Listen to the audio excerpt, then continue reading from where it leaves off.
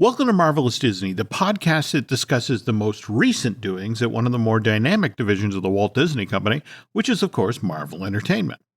This is entertainment writer Jim Hill, and my co-host, the amazing Aaron Adams, and I are recording this week's episode on Tuesday, March 15th, 2022. And I don't know about you, I'm still feeling somewhat discombobulated by the whole spring forward, fall back thing. How did you do with daylight savings time this year? Considering I don't have an office to go into, like at a set time or anything, I just wake up and wander into the studio and start working. So it doesn't matter what time on the clock it is.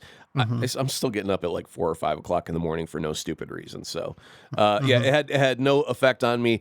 Actually, I think it made my cocktail hour seem 1 hour more appropriate because it was finally afternoon when I started my mojito. Okay, well, did you see the news today that the Senate actually today approved a measure to make daylight savings time permanent? Yeah, so here's the thing. Now, do you know why daylight savings time originally got started? Farmers, right? Yeah, pretty much. Well, it was the whole idea of back in ye olden day, we didn't have electricity. We had candles and such to light our homes. So if we moved our business hours forward by an hour and utilized that daylight, we didn't have to burn candles while we were at work or while we were at home making dinner. And so that way you would save money by not having to buy candles for 5 months or 6 months while you took advantage of that extra hour of daylight. Back in December of 1973, the Arab oil embargo had just happened. So they decided it was going to be a 2-year-long experiment. They were going to make daylight savings time, just eliminate it. And so that starts in December of 73. If it had worked after this 2-year trial, winter of 75, they would have made it permanent. But people wound up hating permanent daylight savings time, especially in early January, where there are parts of the country where the sun doesn't come up till 8:30 in the morning. Right. And there were kids walking to school in the dark, and there were a number of them that got hit by cars. And by October of the next year, in 74, Congress had completely reversed its position on this issue, sent a second bill to then President Ford, who signed it on October 5th, which is why October 27th of 74, less than 11 months into this 2-year-long experiment, clocks got pushed back again. I was in high school the winter of 73, and I remember walking to the bus stop in dark, back of the moon dark. And I was really happy when they decided we're not going to do this. But speaking of high school, who else is in high school? Or at least according to the new Ms. Marvel teaser trailer, which dropped early this afternoon, that is Kamala Khan. Kamala. The character that 19-year-old Aman Vellani plays. And this new limited series from Marvel Studios, which is supposed to debut on June 8th, talks about a Muslim American teenager growing up in Jersey City. She is an avid gamer and a voracious fan fiction scribe, and Kamala is a superhero mega fan with an oversized imagination, particularly when it comes to Captain Marvel. Yet, Kamala feels she doesn't fit in school and sometimes even at home. That is until she gets superpowers like the hero she's always looked up to, and life gets better with superpowers, right? Yeah, just ask Spider-Man and his extended family because they're still all alive and happy and healthy. There we go. I actually thought this was a really good trailer. Likewise, I also enjoyed the poster, the teaser poster they put, which has Kamala in her Ms. Marvel outfit sitting on top of a street lamp looking longingly across the Hudson at Manhattan where the real superheroes live. What did you think of the trailer? That poster you're talking about first, I love that they were paying homage to, that was issue number 5. The cover is that exactly. If you look it up right now, you'll see that it is a perfect recreation of issue number 5. So I was very happy when I saw that image in the trailer because it meant that to me that they were going to try and capture what made the comic book special. But then I was befuddled because there was nothing resembling Miss Marvel in there. I mean, I was used to stretchy power Miss Marvel. And they've given her a rainbow, apparently, like she's part leprechaun.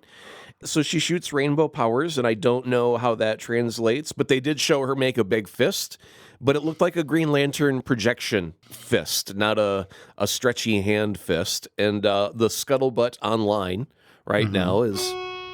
Oh, no. We're going to talk about this on the second half of the show, but I want to point out, though, that what Aaron's saying here isn't wrong. There were the folks who zeroed on the very issue that Aaron is hinting at here about powers being different, and we'll get into why reportedly that was done in the second half of today's show. But first, the news, and as always, the news portion of Marvelous Disney is brought to you by Storybook Destinations, trusted travel partner of the Jim Hill Media Podcast Network.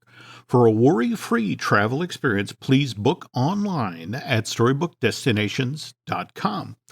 As we were just getting started here, Aaron, you came across a pretty amazing piece of news. I mean, I think we were talking on last week's Marvelous Disney about coming consolidations in, the entertainment field, and it sounds like there's a mother's one coming over the hill if the story you just found is true. Yeah, well, actually, we're going to have to revisit that earlier discussion that we had about the consolidation of Disney Plus and Hulu, because before I get to the headline that I saw online, there was another headline that I'm going to throw at you real quick about some mothers who are very upset about the idea of the Daredevil and Punisher and those shows coming to Disney Plus because they're so violent, and they thought Disney Plus was family friendly, and they almost feel betrayed by the mouse. Well, did you see the comment that I always love when they go the bridge too far? Sure, yeah. What's next? Striptease shows in Fantasyland? Exactly, yeah. They go to the ultimate extreme of why not just sell crack to the children? Yeah, okay, that's the logical next step. Thank you for your input, Judith. Anyway.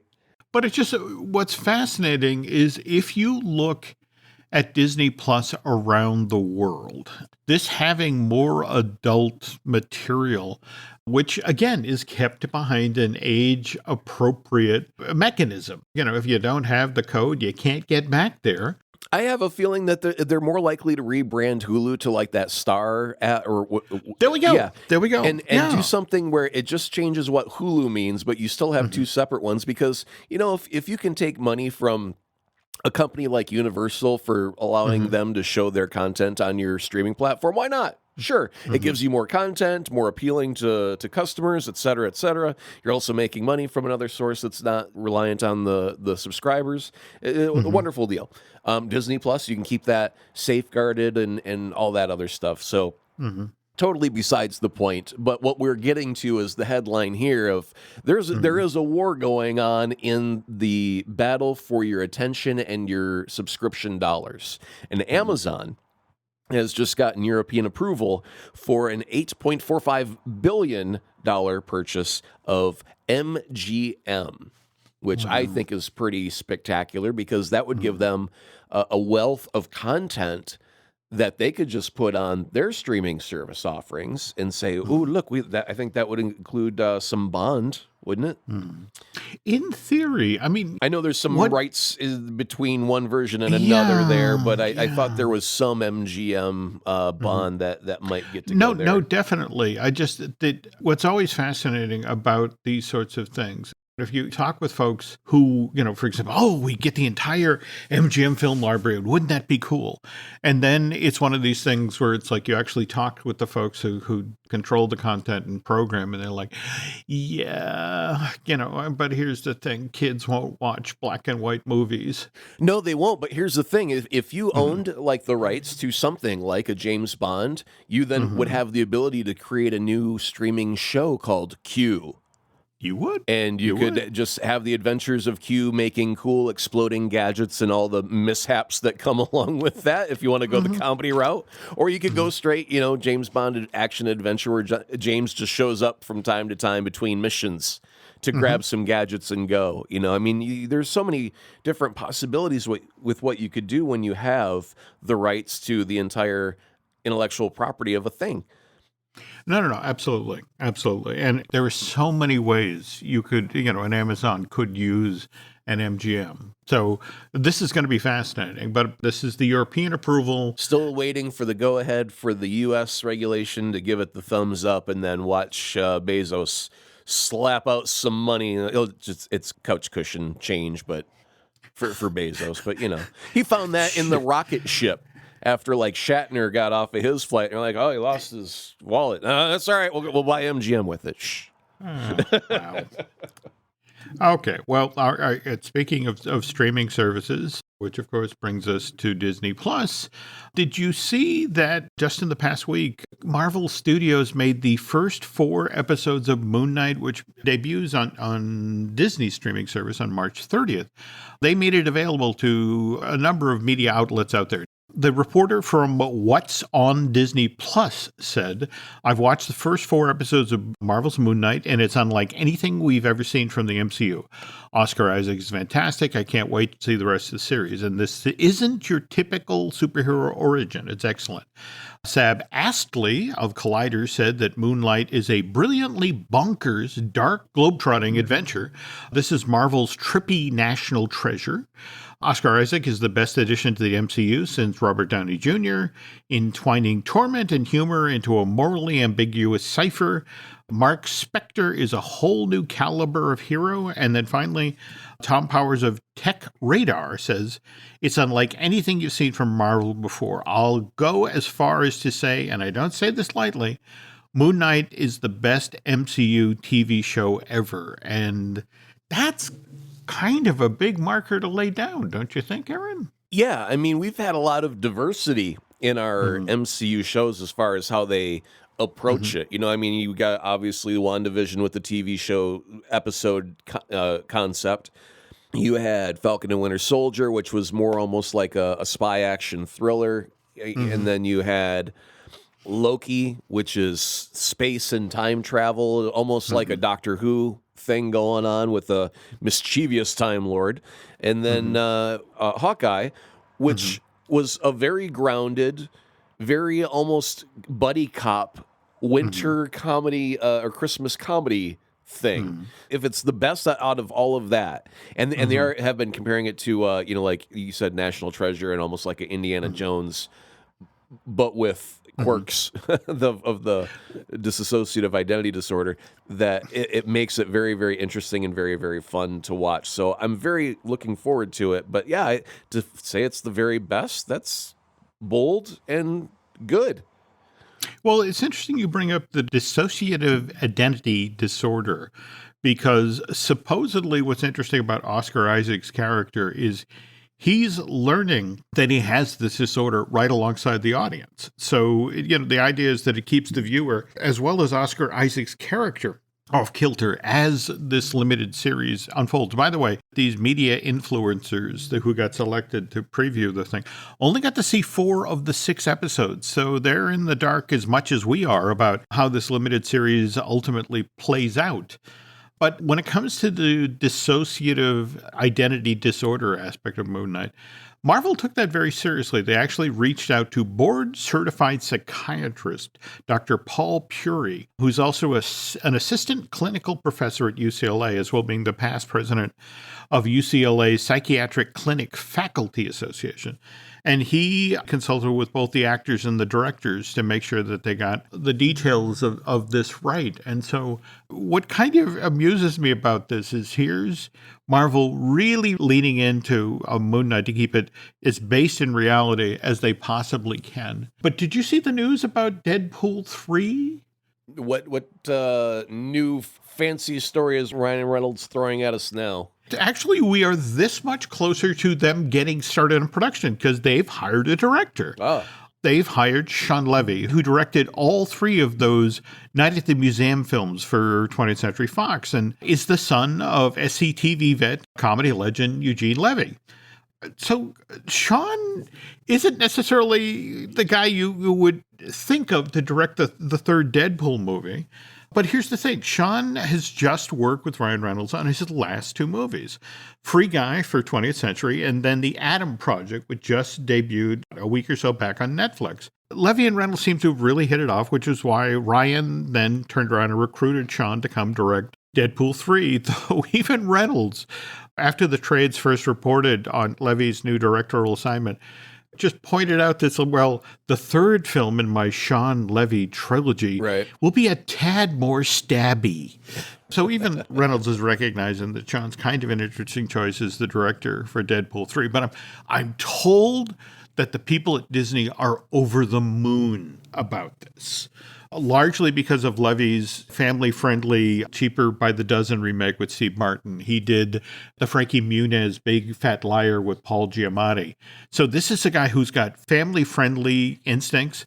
What the folks at Disney are hoping now that the previously, they sort of resigned themselves as like, oh, it's going to be an R. Deadpool 3 is going to be an R, which means that, we'll do great. The original Deadpool made $782 million worldwide, and the sequel made $734. So it's like, okay, a $700 million grossing superhero movie. But it's like, if Sean Levy manages to bring this thing in as rather than an R, but as a PG-13, that's literally another $200 or $300 million worldwide, which means that Deadpool 3 potentially could be the first $1 billion earner in this franchise. Yeah, well, wasn't that what Ryan was afraid of? Was as soon as you go to Disney, they go, "Oh yeah, we'll make it an R. Find a way to make it a PG-13." No, Ryan. Seriously, we're happy with an R. You made a lot of money with an R. We have no interest in making any more money than what you made last time. We'll definitely be going a hard R Deadpool movie. Hey, who's that guy that made all those PG-13 movies? Get him. Shut up. Get him. Ryan. No, Ryan, you on the phone still? Yeah, no, it's hard R. I'm with you, bro. You and me, we're like this. Get Sean. Where the hell is Sean? In a weird sort of way, it almost feels like to me that Levy and Reynolds will go into this with the notion of, okay, let's. I would like to see him make it like almost NC-17. I was about to say, yes, Free Guy and The Adam Project are a lot of fun. I'm gonna pitch an idea to Ryan, and this is a trick that I always use when I'm writing a commercial. Sometimes I'll come up with a joke that I know is just too far. It's too much. It crosses a line, Jim, and I shouldn't do it. But it makes me laugh, and I want to do it anyway. So what I do is I come up with a joke that's even worse than that. Something much, much filthier, way past the line. And I submit that one first. And they go, "Oh, my God, what is wrong with you?" And I go, you know what? That's my mistake. Let me take that back real quick. And then I give them the joke that I originally wanted to put in there, which is a little bit less, a little bit tamer by comparison standards. And they go, "Yeah, okay, that one can go." And I get my joke that is technically across the line approved by giving them something much worse to begin with. So go NC-17 on your first cut.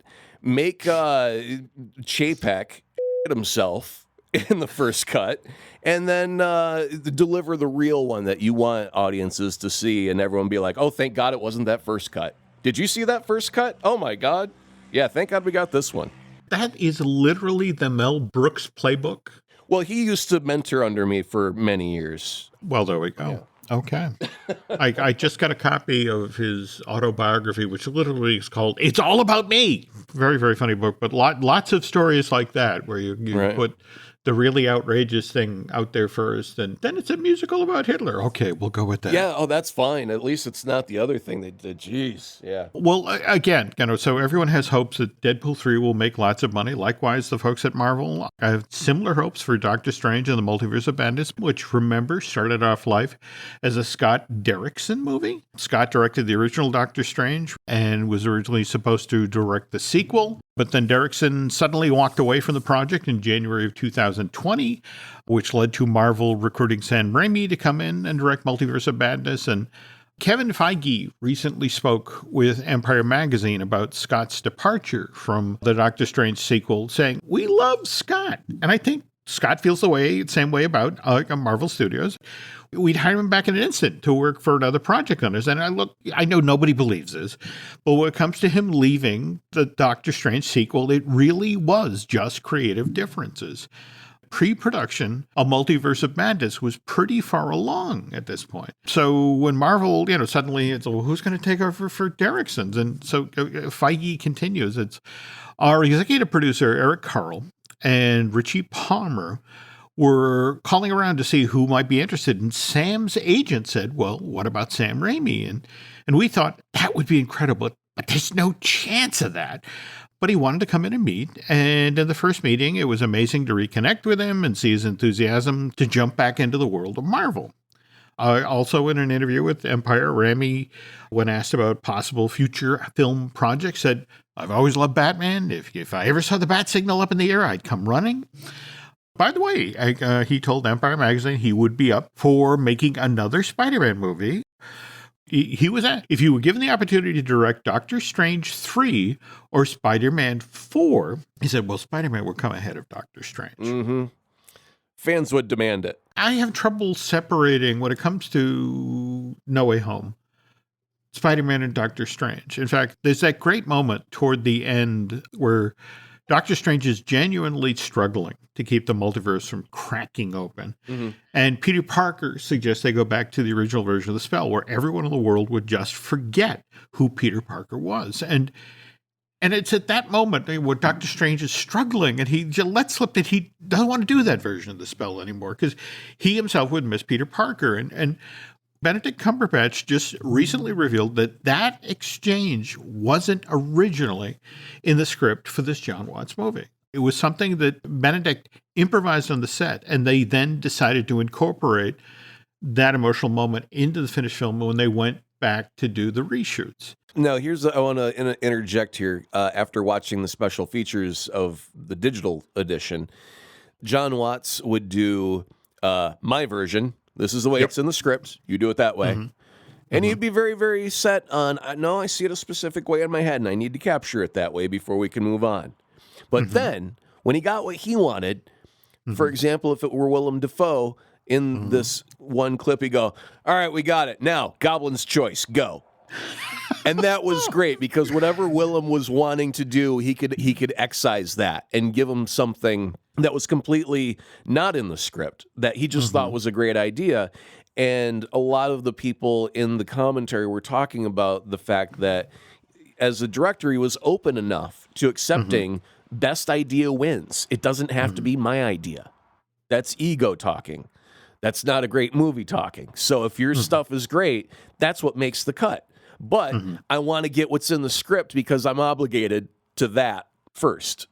Benedict said it flat out, I'm very much a canon guy. It's all about the text, what's written in the script for me. But I watched Robert Downey Jr. work in Infinity Wars, and especially Endgame, and it was great to see somebody be free like that, and they improvise like that, especially in the set of a giant movie. It was a real eye-opener. And I wanted to try and do the same thing on No Way Home, find a way to show that in character, that my character could say that he loved Peter Parker, but he didn't want to make the sacrifice, the kid to make the sacrifice of being forgotten. So the very thing you were saying, the way it's written in the script and now play, and again, best idea works. Now, speaking of which, okay, so the digital version of Spider-Man No Way Home became available for purchase today, which is a full week ahead of the original March 22nd release date. Yeah, that reminds me, Jim. I needed to say my prayer. If you'll just excuse me for one quick second and get down on my knees. Okay. Our pirates, whose files are in the cloud, hallowed be thy hard drives.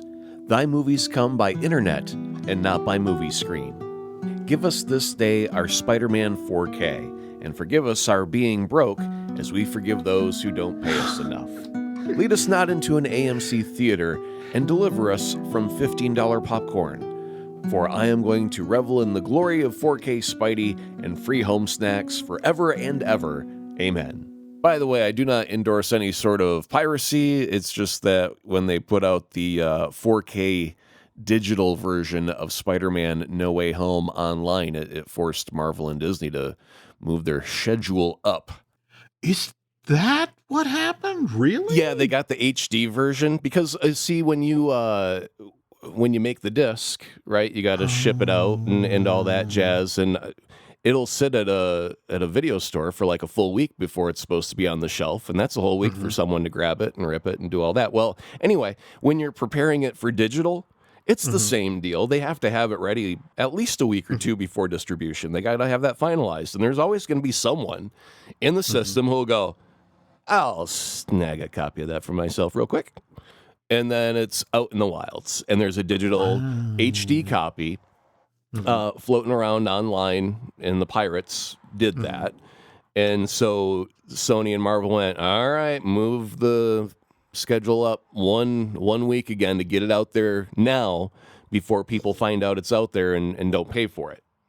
Wow, I did not know that. Yeah. Oh, okay. Well, all right. Now, you've spent a good chunk of today going through the digital version. What strikes you about it? I first went straight to the special features because obviously I'd already seen the movie, and that would just be enjoying something I had already seen once before. I wanted to see something new that I hadn't seen about the movie. And obviously Toby and Andrew were never in any of the press junkets, right? So I wanted to see all of those guys interacting. So one thing that struck me originally was a touch of disappointment because there was no director's commentary. And in a movie that I really, really love, I do enjoy a good director's commentary, right? So to not have that on the digital edition left me wanting more in that area. And then to find out that the Blu-ray is going to have an additional 20 minutes of deleted scenes of the three Peters petering about in deleted scene land with extra stuff. Because I told you when we were reviewing the movie, you could give me an extra half hour of just those guys chit-chatting as Peter, and I'd be okay with that as a movie. And that right there sounds like my dream of 20 minutes of just that content. So that's not on the digital edition either. That's only on the Blu-ray. So I'm feeling some want in those categories. But beyond that, what I do get is very good. I do want to cover a couple of things because I was finally able to pause some scenes there. I was able to look at some of those figures in the sky when at the climax when they're coming through, Peter. Who? All of them. I can't stop them. You know that scene, right? Okay. Yeah. So definitely Kraven the Hunter is one of the silhouettes because he's holding a spear and you can see like the lion mane over the shoulders. I mean, it's definitely a Kraven outline, but the one that I got even more excited about was just to the left of the Kraven outline is Man Spider, which is when Peter, in the olden days when he gets bitten by the radioactive spider, he is Spider-Man, but after a little while he grows, some extra arms. So he's got 8 appendages. And he's a mutant, and he's got, like the mandibles of a spider and grows the extra eyes, and it's horror for a couple of comic book. And I really love it. I've got an action figure of that, and it's kind of like, the Fly. It's like an homage to that, but he's the spider. But he's, a man-sized, and yeah, I really, really love that version of the character because it was spooky when I was a kid. But I dig it because it's got that Fly vibe to it. So when I saw that in the silhouettes, I got super excited because I never believed I would even get a hint of that on a cinema screen. So maybe if it's in the future as some offshoot story, some beeline story, whatever, I would be totally cool with that. But anyway, we'll move on now to some of the other stuff. One special feature that they had was Jacob Batalon, who plays Ned Leeds, and Tom Holland, obviously Peter Parker. We're sitting there with a lie detector. And so they had to start off by doing their calibration. Are you Tom Holland? Yes, I am. Bing! Correct. What's your birth date? And he gave some date that was wrong. Wrong. Okay, so this thing works. All right, next question. Are Tobey Maguire and Andrew Garfield in this movie? And they both say, nope. And the machine goes, false. And so it's like, you know what? From now on, I want to see all interviews with Tom Holland with a lie detector. I think it's necessary to incorporate that into his interviews from now on. It's it's only about 2 minutes long, but it's terribly funny knowing the stuff that goes on there. And then you've got the 3 Peters talking a little, I want to say about 8 minutes of that. That's really enjoyable. I'm not going to give you the blow by blow, but there is some talk about the tightness of the suits. And then Andrew makes a joke about some talc, needing some talc to get in and out of the suits and staying dry. And then Tom goes, oh, really? Because I use talc. And they're like, oh, no, I was joking, man. And so I was just exaggerating. Well, you know what I do is I put my feet in bags now and slide them into the boots, and they come right out. But after a day of hard work, they're super sweaty.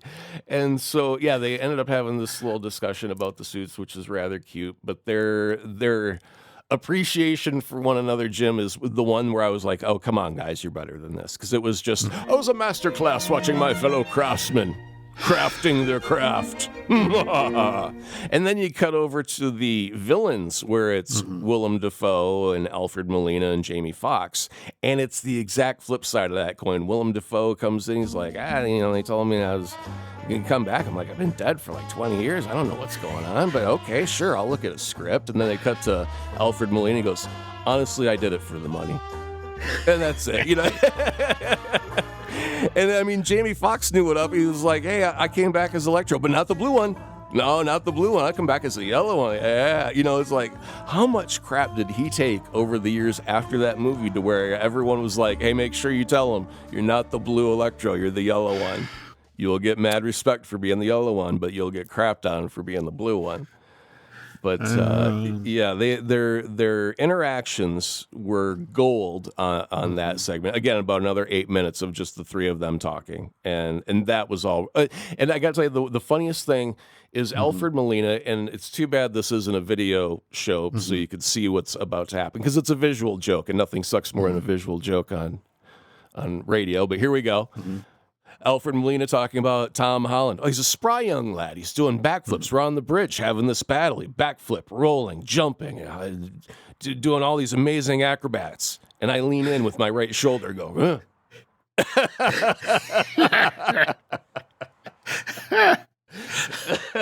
Oh, that is funny. Yeah. No, but to bury the needle in the other direction, have you seen the clip that showed up of they're in the elevator? Yeah. Aunt May and Peter, along with the villains, going up to Happy's condo. Yeah. And the sheer joy of it is nothing is going on. Nope. But it's just this, that everybody's sort of staring at the numbers going, as they make their way. And because that's what you do in an elevator. You really don't talk if you don't know anybody. You just sit there and stare straight ahead. Don't say anything. Okay. A couple of things that we got to cover. One is from the special features, another is not. From the special features, and I was so very excited about this, Jim. Okay. My new TV show, Marvel PR team, I found new characters for the cast. Oh, dear. Yeah, I know, right? Barry Curtis is the director of security for Marvel Studios, and along with him was Peyton Evans, supervisor of global content control and security of Marvel Studios. They're in charge of keeping the secrets, Jim. I don't know how the hell you plan your day when you have to keep secrets, right? But it starts off with Barry Curtis talking about, sometimes it's a script, it's a story, so if there's a big climax and you want to hide maybe, a vehicle like the Batmobile or something like that, right? So you put a tarp over it. Here we're trying to hide people. We don't want anyone to know about Toby or Andrew. So apparently they had to put Toby in the robe, and he looked like the Emperor from Star Wars. And they would march him out of his trailer. And then they said, and somebody actually got injured on the set, and they had to go to a doctor real quick to get checked out. And the doctor took a selfie with them. And so they had to go hunt down the doctor. And they're like, and we can't talk about anything about after that. What happened to the doctor? We don't know. and all I can hear in my head is Marvel PR team this Wednesday on CBS. These are the real guys that the show is based around. I'm so happy. And some poor doctor waking up on a South Seas island. Right, exactly. I just took a picture with Andrew Garfield. I don't know what happened after that. So anyway, speaking of Andrew Garfield, moving on to the thing that is not from the special features. This came from the Graham Norton show, Jim. Andrew Garfield was talking about how he was a huge fan of Tobey Maguire. And back when he was in the old acting school, he would get stoned and then read Toby's Spider-Man lines in the mirror to himself. And his roommate would come in and be like, Andy, give it up. You're never going to be Spider-Man. And all these years later, he's like, getting stoned in the mirror pays off. All right. So I don't know what to take away from that story. It's just a thing that he relayed to Graham Norton about when he was a youngster. he probably broke some rules, and that was one of them at the dorm. Oh, okay. Great job there. Wow. I genuinely feel compelled to spring for the digital, but at the same time, I really want the physical copy. Yeah, I think this is one of those times, like, there are so many people that truly love that movie, and I think the special with the return of Toby and Andrew making that so special that if you, as a listener, if you hold out and you wait for that physical copy, you get that extra 20 minutes of that content there, which I just can imagine being such a joyous treat. Now, remember, cut scenes are cut for a reason. Sometimes it's timing. Sometimes it's just because the scene wasn't all that great. So you do get the bottom of the barrel, but there's also some good stuff that resides in that stuff as well. So, I mean, don't get your hopes up on, this is going to be a new TV series because it's so great. It's all gold. And it's like, nah, some of it's tarnished, but that's okay. It's still fun. Well, speaking of new series, when we get back from this break, we'll do a deeper dive on Ms. Marvel. The family that vacations together stays together. At least, that was the plan. Except now, the dastardly desk clerk is saying he can't confirm your connecting rooms. Wait, what? That's right, ma'am. You have rooms 201 and 709. No, we cannot be 5 floors away from our kids. The doors have double locks. They'll be fine. When you want connecting rooms confirmed before you arrive, it matters where you stay. Welcome to Hilton. I see your connecting rooms are already confirmed. Hilton, for the stay. Every story you love, every invention that moves you, every idea you wished was yours, all began as nothing. Just a blank page with a blinking cursor, asking a simple question. What do you see? Great ideas start on Mac. Find out more on apple.com/Mac. Every Who down in Who Newville liked the holidays a ton. But where to get great prices on gifts, they had no idea. None. They searched and they searched for great gifts under $25. Gifts for spouses and friends and even their toddlers. When suddenly one Who shouted, Walmart has what you want, knowing they have Lego, Tree Hut, and no prices to flaunt. So they enjoy the holiday season as Who's often do. Cheering and shouting, Walmart has incredible gifts. Who knew? Find gifts they'll love under $25 at Walmart.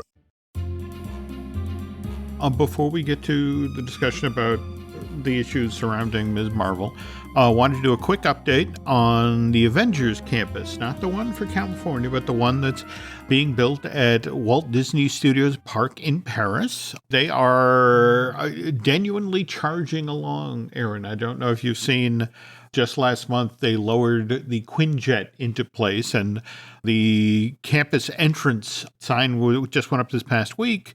The web logo outside of the Spider-Man web slinger attraction is up and running, and they're still on track for summer 2022 opening. Speaking of stuff for the 2022, we were talking earlier about Moon Knight. We'll be talking shortly about Ms. Marvel. And now that we have an official air date or start date for Ms. Marvel, which is June 8th, big question is, well, what becomes of She-Hulk, which I guess at this point now has been pushed to the fall, because the second season of Marvel What If, which, by the way, I don't know if you saw just this past weekend at the Critics' Choice Award, Marvel's What If was named as the best animated series of 2022, which I thought was kind of cool. Yeah. We were talking earlier in the show about one of the more controversial aspects of the Ms. Marvel limited series, or at least people responding to the teaser trailer you were mentioning, Aaron, that, people were upset that they weren't seeing the, what's the proper phrase here, embiggened? I mean, she can embiggen her fist and whatnot, but I mean, in playing the video game, she's a stretchy person, and I'm sure there's more to it than that, but what I see is she's got the ability to kind of Mr. Fantastic her way about, and I think that part of, there's different layers of reasoning. There's one that you'll reveal here momentarily, but some people just flat out think, well, if you're going to do Fantastic Four, you can't upstage Mr. Fantastic by having this girl be, the same as, and then he comes in, well, then he's no longer unique or different in the MCU. So let's change her power to something, and it's all rainbow colored, and reds and blues, and it looks more like Captain Marvel. Mm-hmm. And why would they do that, Jim? As I understand it, they had done so much development on the team up and the notion that you had 3 very powerful women characters on screen, and you had to be able to identify who we were looking at in battle scenes, and likewise during moments when they team up, to get the sense of, this is what Captain Marvel is contributing and this is what Monica Rambeau is, and that sort of thing. So there were color choices made and that sort of thing. So in a weird sort of way, they realized that in order to set the stage properly for the Marvels, there had to be certain color choices and style choices that would actually had to be introduced in the Ms. Marvel limited series. So, in a weird sort of way, what you're looking at in this teaser trailer that doesn't necessarily look like the way Ms. Marvel uses her powers in the comics, it was driven by decisions that were made for the Marvels movie. I think a lot of people would argue if you just left her as a stretchy person, that would make her more of a unique individual than giving her another glowy power like the other 2 characters. That just makes her more of the same of that. But I mean, now in the visual language, it also means like she's using the same cosmic type of power and that they're connected in that sort of way. And I understand that logic to lead to that sort of decision because, in the trailers, they do give her an embiggened fist, just like they do in like the video games and the comic books. So maybe it's one of them things where she evolves into more of what we know her as over time. There we go. Well, see, but that's the thing, with this limited series, which one would wonder that if the powers that we see introduced in the first limited series and then the story continues and the Marvel's theatrical release, what will this character be capable of in the second season of the show? Because people grow and change, over time. Sure. But sadly, what hasn't changed much over time is ignorance and bigotry, which brings me back to the online comments I was seeing earlier today about the Ms. Marvel teaser trailer. I think that looks like fun. I think that looks like a great show. I'm looking forward to it. But within an hour of the teaser trailer dropping online, comments like this started to pop up on Twitter. Did you see the Ms. Marvel trailer? Day by day, Christianity is being banned from all media. And it's like, what? We've decided to be inclusive for the very first time in history, and all of a sudden that means that, yeah. So I don't even want to say the words of, equality for others does not mean less for you. What genuinely bothers me about this, and it makes me think of what happened just last week with the debut of Turning Red, a wonderful new Pixar film. It dropped on March 11th.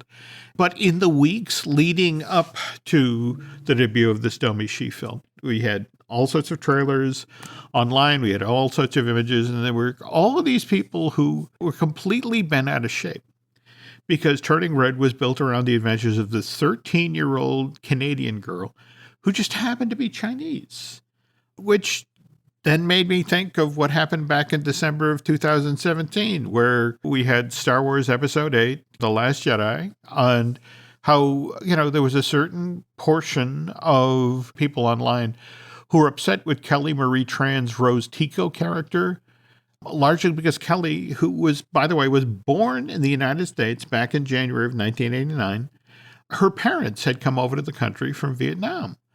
And there's some folks who will tell you that they didn't like Rose Tico in The Last Jedi because the character was a Mary Sue.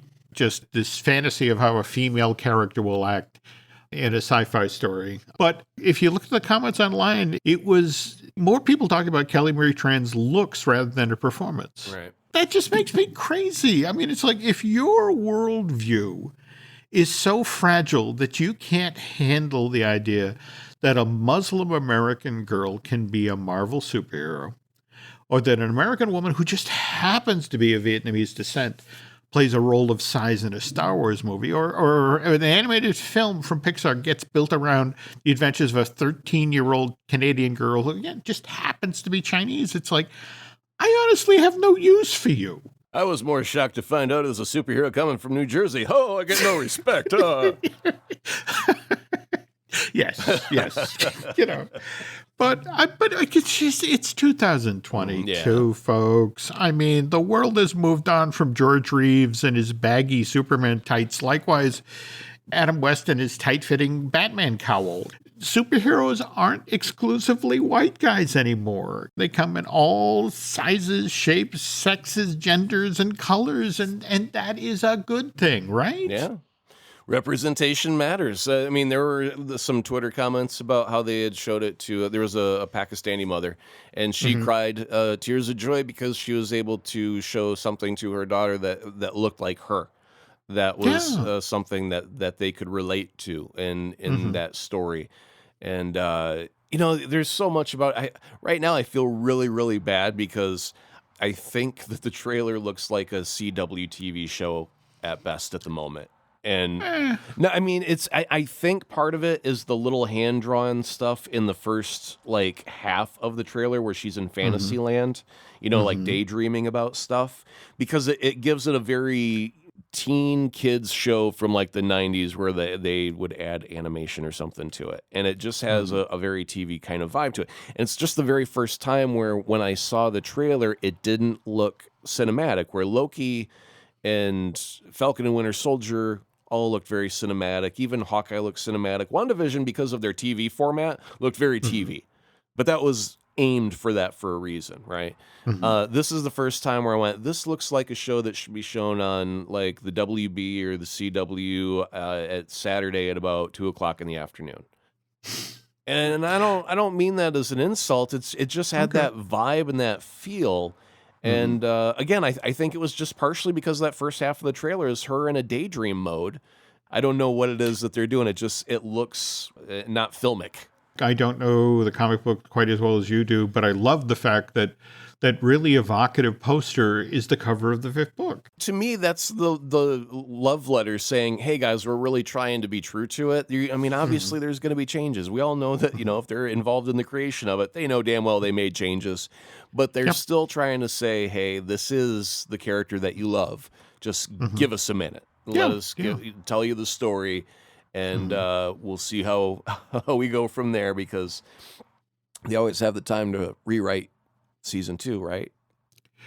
Well, if they get comments, they'll make corrections. So just give it a chance, see what happens, and don't go crazy with the comments, because that's the thing that, frankly, Rise of Skywalker, the fact that Rose Tico went from a role, a character who's front and center, to, hey, I'll stay here, guys. You go have an adventure. It's sort of like, sometimes just let the story happen and enjoy it, as opposed to, this is not exactly what I expected. Let the storyteller tell the story, okay? So, speaking of tales told, we're at the tail end of this show for this week. But if you want to keep tabs on what we're up to, might I suggest that you follow Aaron Adams on social media? Though, by the way, you wanted to talk about interaction you had with one of our listeners just this past weekend. Oh, yeah. Zach Parks caught me spreading misinformation and propaganda.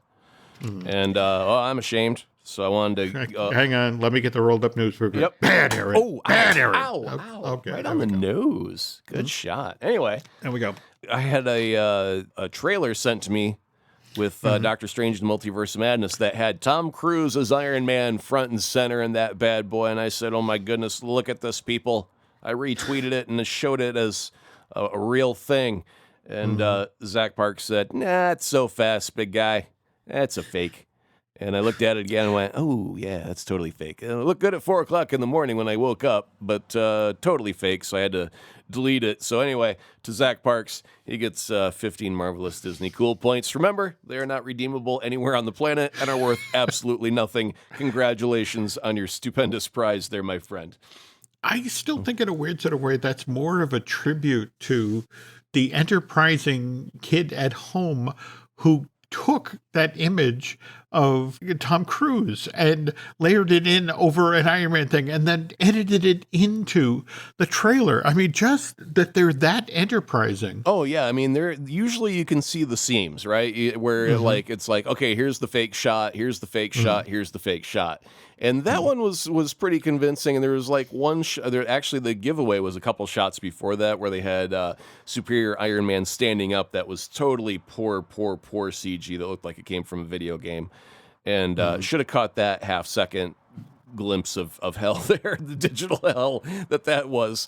But totally missed that. Then saw the Tom Cruise and went, oh my God, they put him front and center. That's amazing. They must really be crazy after this whole 3 Spider-Men in one movie wanting to get people to go see Multiverse of Madness. And it was all wrong. So anyway, I deleted it so nobody else would get the false propaganda. And you can find it if you want.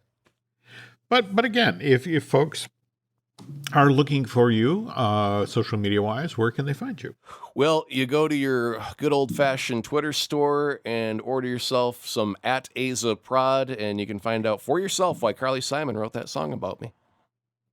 Ooh, you're that guy. I haven't. Okay. You got the one from Haven't Got Time for the Pain? Oh, all right.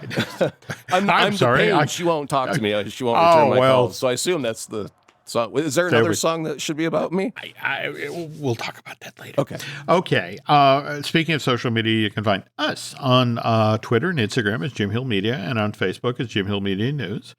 Beyond that, I think that's going to do it for this week, Aaron. But I think, given your enthusiastic review, I may have to actually get myself a digital copy of Spider-Man No Way Home. So thanks for the info on that. And folks, we will be back next week.